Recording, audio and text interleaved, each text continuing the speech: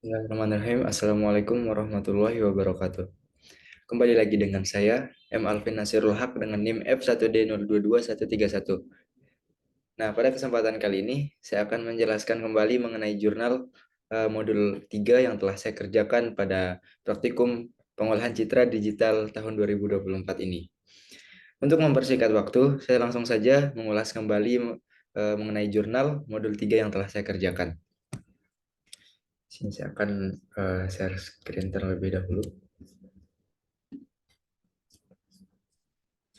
Baik, jadi pada modul 3 ini kita akan mengerjakan jurnal mengenai transformasi wavelet. Adapun soalnya terdapat pada file readme ini. Nah, yang pertama soalnya itu disuruh melakukan dekomposisi citra. Nah, nanti aset citra itu yang ini menjadi seperti ini gitu. Nah, selanjutnya menampilkan hasil dekomposisi citra pada level 3, 4, 5 dan seterusnya secara dinamis. Nah, itu untuk nomor satu. Selanjutnya, untuk nomor dua, melakukan rekonstruksi dari hasil dekomposisi yang nomor satu ini. Jadinya kita dekomposisi dulu, selanjutnya untuk nomor dua kita rekonstruksi dari hasil dekomposisi tersebut. Nah, selanjutnya untuk nomor tiga, pada level beberapa hasil dari dekomposisi berikut, ya. Jadinya kita disuruh nebak. Nah, hasil dari level berapa hasil dekomposisi ini, gitu. Jadi kita telaah, kita analisis. Nah, selanjutnya nomor 4 menampilkan representasi sinyal pada hasil dekomposisi pada nomor 3. Nah, jadinya soalnya ini bisa dikatakan dia secara continuous, jadinya kita harus mengerjakannya dulu dari nomor satu, selanjutnya dia seterusnya sampai nomor nomor 4. Nah, ini menampilkan representasi sinyal ini contohnya seperti ini. Nah, sinyal seperti amplitudo gitu. Selanjutnya saya akan menjelaskan mengenai jurnal yang telah saya kerjakan. Nah, pada detransformasi wavelet ini, apa sih transformasi wavelet ini? Sebelum saya mengulas code-nya. Nah, transformasi wavelet ini ialah salah satu proses pengolahan citra digital. Jadinya proses pengolahannya itu dilalui dengan menggunakan sinyal frekuensinya itu. Nah, nanti proses dari pengolahan sinyalnya itu digunakan dua prinsip gitu. Ada yang dekomposisi, ada yang rekonstruksi. Nah, selanjutnya apa sih dekomposisi itu? Apa sih rekonstruksi itu? Nah, dekomposisi itu ialah memecah suatu citra. Misalnya ini suatu gambar yang ini kita pecah menjadi beberapa bagian gitu berdasarkan dengan jenis cara pemecahannya. Seingat saya tuh ada 4 ya, nggak salah. Itu ada LL, low low, low high, high low, sama high high gitu. Itu cara citranya. Untuk lebih jelasnya saya akan menjelaskan saja dengan code yang telah saya kerjakan. Ya, yang awalnya kita menggunakan seperti biasa kita menggunakan library untuk melakukan pemudahan pemrosesan citra seperti biasa menggunakan NumPy nanti sebagai eh, penghitungannya, terus ada Matplotlib sebagai eh, nampilannya gitu, CV juga sebagai nanti untuk konvolusinya gitu. Selanjutnya di sini saya menampilkan original image-nya terlebih dahulu. Di sini menggunakan eh, library Matplotlib atau PLT untuk menampilkan originalnya. Didapatkan hasil seperti ini. Selanjutnya saya akan menampilkan grayscale-nya. Nah, grayscale-nya itu saya dapatkan seperti ini. Kenapa sih di grayscale dulu? Ini kan dari sebelum modul-modul sebelumnya juga di grayscale karena untuk memudahkan kita melakukan pemrosesan citra gitu. Jadinya kita grayscale dulu. Nah, selanjutnya terdapat di sini ditentukan low pass filternya sama high pass filternya. Kenapa sih ditentukan? Karena pasti nanti low pass filter atau high pass filter itu akan pas gitu segitu ukurannya. Karena itu ditentukan ukurannya seperti ini 0,7, 0,7 min 0,7 untuk high-nya gitu. Jadinya nanti untuk menghasil citra yang bagus itu citra yang sesuai, yang bagus itu nanti udah ditentukan segini. ukurannya gitu dari LPF sama HPS-nya.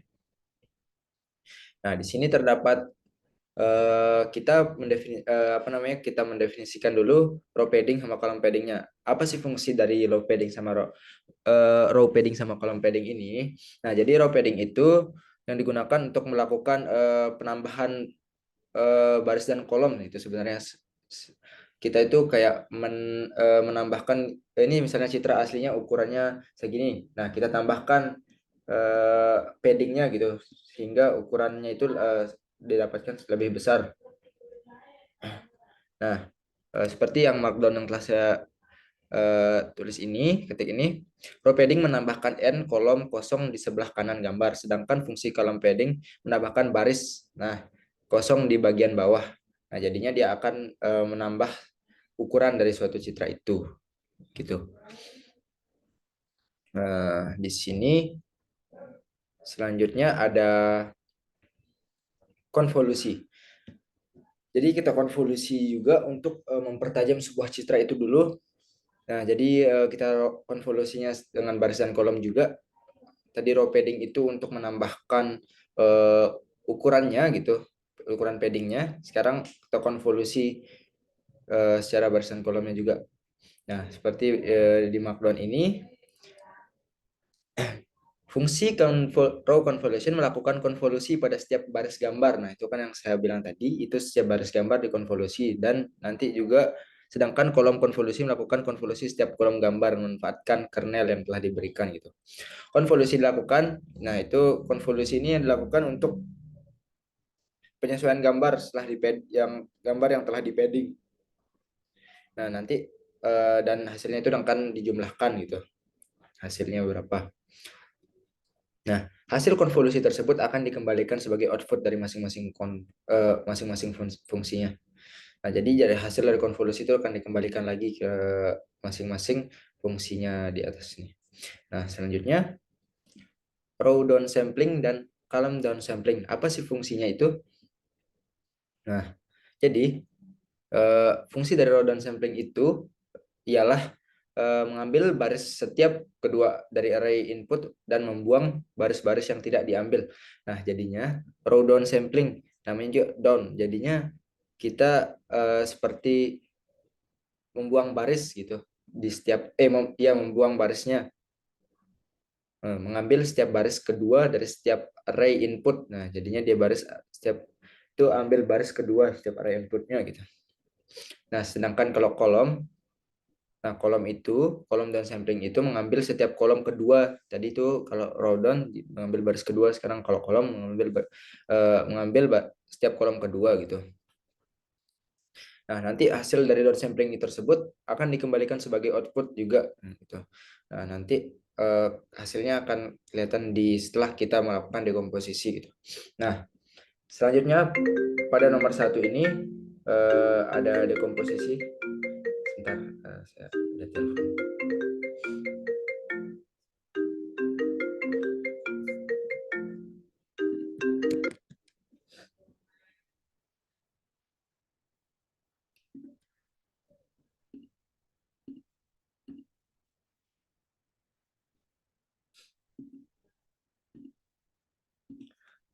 Nah, selanjutnya, maaf, barusan saya ada telepon. Nah, selanjutnya pada fungsi dekomposisi ini kita melakukan dekomposisi citra. Nah, apa sih tadi dekomposisi itu? Nah, dekomposisi citra itu ialah memecah dari suatu citra itu berdasarkan frekuensi-frekuensi tertentu. Nah, tadi kan untuk dekomposisi itu terdapat 4 jenis, yaitu LL, LH, HL, sama HH gitu. Nah, jadi dekomposisi menggabungkan serangkaian operasi pemrosesan citra fungsi tersebut menerima input. Nah, jadi parameter dari komposisi ini ialah citranya, terus F1, F2. Nah, di mana dapat hasil F1, F2 ini nanti kita akan itu sebagai parameter yang kami ingin ditampung gitu. Nah, di sini hasil konvolusi tersebut kemudian di downsample pada kolom menggunakan fungsi column downsampling. Selanjutnya hasil downsampling tersebut di padding pada kolom menggunakan F2. Nah, itu kan sebenarnya jadinya fungsi F1 F2 ini nanti akan kembali jadi outputnya gitu dari melakukan downsampling tadi gitu. Nah, jadinya sehingga hasil akhir dari proses dekomposisi ini adalah hasil downsampling pada baris terakhir yang akan dikembalikan sebagai outputnya. Baik, untuk selanjutnya kita melakukan normalisasi.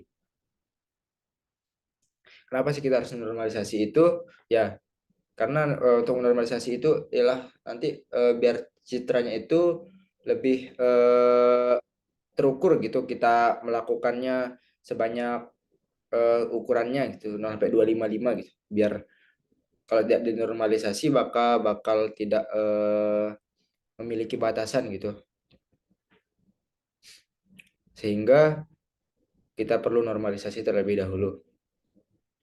Dengan normalisasi yang digunakan untuk normalisasi intensitas gambar. Jadi intensitasnya itu dari 0 sampai 255 gitu. Nah, dan hasilnya gambar yang dinormalisasi diubah menjadi tipe dan dikembalikan sebagai. Nah, selanjutnya di sini terdapat code untuk menghasilkan dari proses dekomposisi ini. Nah, adapun proses dekomposisi yang pertama itu yang level 1, level 1 ialah hasil yang seperti ini yang mirip dengan hasil grayscale-nya yang tadi di atas. Sebelum saya menjelaskan mengenai outputnya, saya akan menjelaskan mengenai code-nya. Nah, jadi code-nya itu pertama kita akan melakukan jumlah level yang dekomposisinya itu. Nah, jadinya jumlah levelnya itu kita isi 6. Nah, jadinya selanjutnya kita menjumlahkan filter dari level itu. Nah, jadinya terdapat LL. Level LL ini low low, low high, high low, sama high high level. Serta yang terakhir ini combine. Combine ini ialah penggabungan dari semua level itu. Nah, kita membuat variabel current image untuk membaca itu sebagai current-nya, image itu. Sini ada perulangan untuk levelnya. Nanti setiap level itu satu bertambah satu untuk selanjutnya gitu. Nah, jadinya kita proses print proses dekomposisi levelnya, level itu yang akan jalan itu. Selanjutnya dekomposisi antara level-level. Nah, ini yang seperti yang dekomposisi tadi, jadinya LL low low dekomposisi current image. Selanjutnya low pass itu low pass filter, dan low pass filternya itu di fungsi dari LL ini nanti.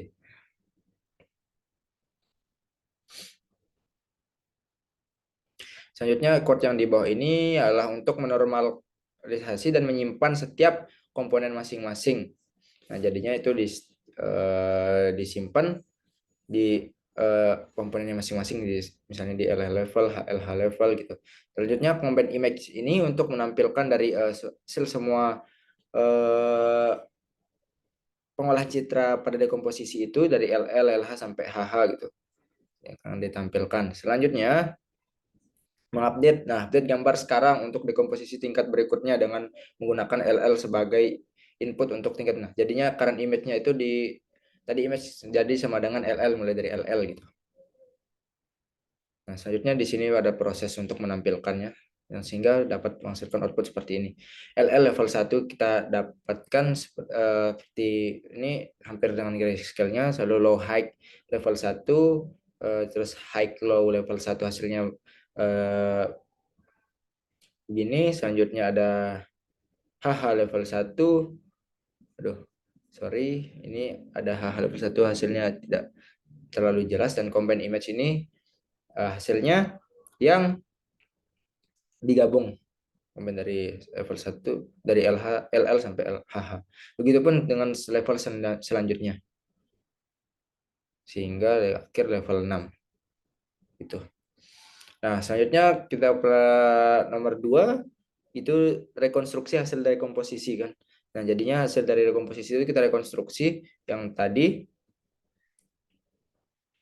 Nah, sehingga hasilnya itu rekonstruksinya itu seperti ini outputnya. Untuk mempersingkat kita baca di maknun saja untuk memperjelasnya. Nah, jadinya Gambar LL, LH, LHH ini untuk setiap level dekomposisinya pada fungsi rekonstruksi gambar diproses dengan mengalokasikan setiap dari subbab gambar ke posisi yang sesuai dalam matriks yang lebih besar. Nah, dan asal setiap komponen diinterpolasi untuk memperoleh detail dari gambar yang lebih besar. Nah, kemudian subbab gambar dikombinasikan untuk membentuk gambar yang utuh. Nah, jadinya rekonstruksi itu ialah ini gambar itu kan dikomposisi tadi dipecah-pecah, udah dipecah. Selanjutnya rekonstruksi itu menggabungkan kembali dari hasil-hasil pecahan tersebut sehingga menghasilkan rekonstruksi yang level 1 ini dari level 6 gitu. Itu sih kalau rekonstruksi hingga code-nya juga seperti ini. Dia akan mengembalikan dari hasil dekomposisi tadi dengan cara rekonstruksi gitu. Nah, selanjutnya pada nomor 3, pada level berapa hasil dari dekomposisi berikut? Nah, yang tadi, yang nomor 3 yang ini kita disuruh jelasin pada level berapa. Selanjutnya, saya melihat dari ini, nah ini nih mirip dengan dekomposisi pada level 6. Lebih blur, kalau ini level 5 masih agak terlihat jelas, tapi kalau level 6 udah hancur sekali. Di sini level 6 juga udah hancur sekali sehingga bisa saya nyatakan bahwa itu pada level 6. Berikan alasannya. Nah, dekomposisi pada level 6 dikarenakan beberapa hal. Nah, pertama itu ada pengurangannya resolusi, terus yang kedua itu ada menurunkannya tingkat ukuran citra itu. Nah, dan ketiga itu ada penggunaan low pass filter dan height untuk menentukan efektivitas dekomposisi pada setiap levelnya. Jadinya pada level 6 itu yang paling bisa dikatakan ya paling hancur lah hasilnya gitu. Paling blur gitu. Gitu sih singkat dari nomor 3. Dan untuk nomor 4, menampilkan representasi sinyal pada hasil dekomposisi. Nah, jadi kita mengampilin hasilnya itu kita pertama setelah setelah kita melakukan dekomposisi itu kita tampilin representasi sinyalnya. Nah, di sini kodenya seperti ini. Nah, untuk menampilkan dekomposisi itu kita menggunakan fungsi get amplitude index. Nah, di mana nanti variabel amplitudenya itu ialah hitungan hasil dari image-nya itu dikurangin dari minimum dari image-nya itu. Selanjutnya dikali dengan 255 per maksimal image-nya, ukuran maksimal image dikurang minimum. Nah, itu dibagi dengan 255. Selanjutnya indeks. Nah, indeks di sini ialah range dari image, size dari image yang di atas itu gitu. Return. Nah, ini mengembalikan amplitude index. Nah, number levels ini tadi terdapat 6 level gitu. Nah, begitu untuk codes yang untuk menampilkan amplitudenya nanti. Nah, selanjutnya di sini terdapat untuk code untuk menampilkan output dari amplitude sehingga dihasilkan yang pertama aproksimasi frekuensinya, terus horizontalnya, vertikalnya dan diagonalnya seperti ini. Ini perbedaannya. Sudah. Selanjutnya, script code di atas berfungsi untuk dekomposisi wavelet image. Nah, hingga level 6 menggunakan filter low pass dan high pass, di mana proses dekomposisi menghasilkan 4 subbab gambar yaitu LL, LHH, LHH pada setiap level. Nah, pada level terakhir, level 6, fungsi get amplitude digunakan untuk mendapatkan amplitude dan indeks dari setiap subbab gambar yang telah dinormalisasi. Nah, di sini terdapat detail dari frekuensi perbedaannya, yang di mana level 1, level 2, level 3, dan level 4 gitu. 5 dari aproksimasi horizontal, vertikal, dan diagonalnya didapatkan amplitudo seperti ini. Mungkin demikian mengenai jurnal modul 3 pada praktikum pengolahan citra digital kali ini. Kurang lebihnya saya mohon maaf sebesar-besarnya jika ada kekurangan atau kesalahan dalam menjelaskan jurnal ini. Sekian dari saya Emalvin Nasirul Haq. Assalamualaikum warahmatullahi wabarakatuh.